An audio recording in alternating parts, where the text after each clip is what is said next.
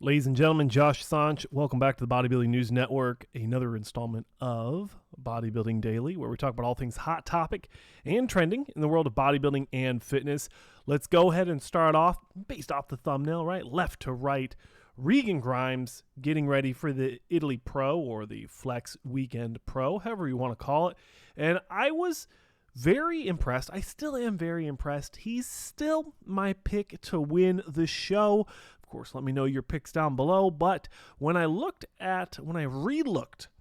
at a post from August 22nd on his Instagram, look at the right arm.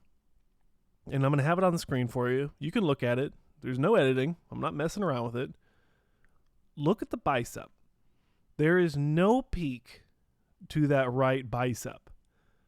And it makes me wonder, was there a bicep tear in the past, in the history, for Regan Grimes, and now he can't perform a back double bicep? And I don't think that this is going to be too critical to him, winning the Italy Pro or placing well at the Olympia, maybe top 16, top 12. But when you think about some of the guys in the top 10, minus Ian, he just retired today, best of luck to him, but they have amazing back double bicep shots with the bicep showing. And Regan does not, one of his arms has no bicep on it. This is very interesting. Now you also have to think, for this Italy Pro, you've got Nathan Diasha, and he's had a double bicep tear in surgery, and his biceps are fine. So is this a genetic thing? Is this something that's always been lurking for Regan Grimes? As we talk, we can scroll through his old photos and see if we can see some bicep action going on with some old footage. But I never remember his back double bicep being like that. Y'all got to let me know. It's a very interesting conversation. Let me know your thoughts down below on Regan Grimes, what's going on with this bicep of his, and if he did tear it, how long ago was it that he tore that bicep? Let me know down below.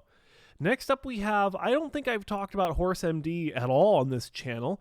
Now, this guy was a phenomenal classic physique competitor, and because of weight restrictions, he did decide to move up to the men's open bodybuilding division. He is one of the staples of bodybuilders in the Brazilian scene, and recently he's announced and he's shared some physique updates. 9 weeks out from the 2023 Romania Pro, December 11th. This will be one of the very first, if not the very first, men's open bodybuilding Olympia qualifiers for the 2024 Mr. Olympia. And if I'm being honest, I think he does have a chance of placing well here. Now, you have to think, when you look at the lineups historically, not the Italy Pro. This show is a freak show. You're not going to see a show like this in a long time, or you haven't seen one in a long time like this in Europe. But when you look at historical European shows, you have guys that are either big and blocky and massive, or shapely and very well conditioned. But you don't normally have someone with this much muscle, the tiny classic physique proportion, and lots of conditioning. And I think for HORSEMD, if he comes into this Romania Pro in 9 weeks, December 11th, and he's able to retain as much muscle mass as he has currently, but with the pro level conditioning that we're looking for in him, I think that he could be one of the very first competitors to qualify for the 2024 Mr. Olympia in his men's open bodybuilding pro debut. I don't believe he's done a men's open show just yet. So best of luck to HORSEMD, or Marcelo De Angelis, on his men's open bodybuilding debut, December 11th in Romania. And finishing up this video, it's going to be somewhat of a quicker one. This is a very controversial topic. I know some of you are not going to like it, and honestly, I don't like it either, and that's why I'm putting attention on it. I'm going to put a spotlight on Samson Dauda's midsection, because I am concerned that over the last 3 years, he has put on so much muscle, and he continues to put on so much muscle. You got to think, ladies and gentlemen, when you're building muscle and you're taking performance supplements that make your muscle and organs grow, everything's going to grow. And I think, and I'm seeing it, and I'm looking at it right now, and you're looking at it right now, Samson Dauda's midsection is growing. And it is concerning for me as a fan. It's concerning for me as a bodybuilding commentator. And this is something I don't want to see happen. So I'm putting attention on it. It is a negative topic, but sometimes we have to talk about things because we love the sport and we want to make sure that everyone's staying healthy and everyone's going to stay around longer than 33 years old. Nothing against Ian Valliere. Love him so much. I'm happy that he made the decision that's best for him. But Samson is not a spring chicken. He's an older gentleman. He's creeping up towards 40, I do believe. He's in his late 30s. He's been competing for quite a while.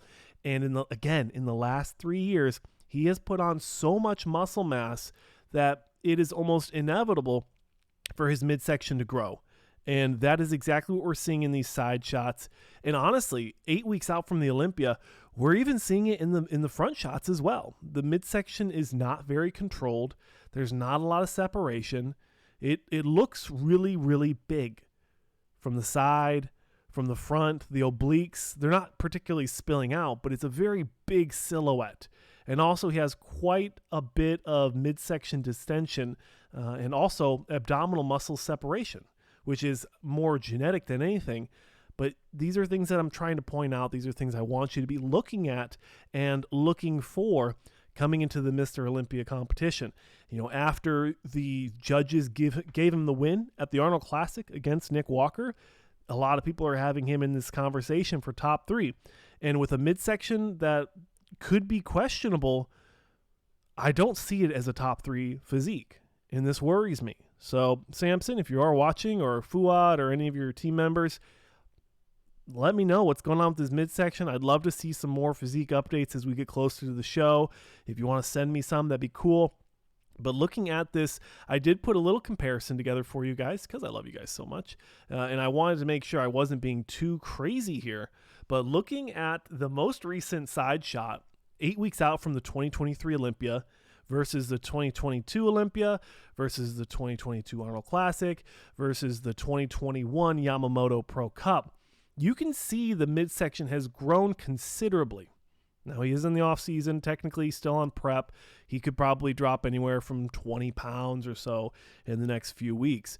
But even from the last year's Olympia, you can see, you know, quite a bit of Dexter Jacksonism going on in that midsection. It's starting to turtle shell out on the sides. We could have caught him in the middle of a breath. Same with the Yamamoto back in 2021. You can see a little bit more of the distension, the rounding of it. I'd say the only one that I'm really happy here with is the 2022 Arnold Classic, where he plays 4th. So I'm putting the spotlight on Samson Dauda's midsection in hopes that it is not going to be an issue. It's going to be addressed. Maybe I'm just being super picky here, but hey, sometimes it's fun to just look at things and wonder, you know, what if? So that's my thoughts on that. Let me know your thoughts in the comment sections below. Subscribe if you enjoy this style of content. My name is Josh Sanch, your host here on the Bodybuilding News Network, and I'll see you in the next one.